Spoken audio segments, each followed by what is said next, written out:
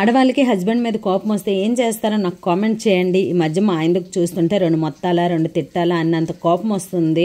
కానీ ఏం చేయలేక ఇంట్లో గిన్నెల మీద బొరుసుల మీద చూపించుకుంటున్నాను అనమాట నా ప్రతాపాన్ని. రోజు ఇంట్లో పనులు నేనే చేసుకుంటాను, పిల్లలకి రెడీ చేస్తాను, లంచ్ బాక్స్ నేనే ప్రిపేర్ చేస్తాను, అందులో కర్రీ ఏంటనేది కూడా నేనే చేస్తాను.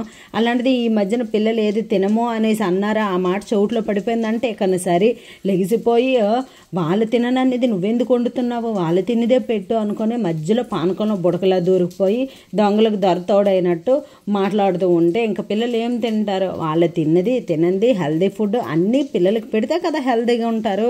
వాటికే మాకు బుర్ర పాడైపోయి డిస్కషన్ ఎక్కువైపోతుంది అనమాట ఈ మధ్యన.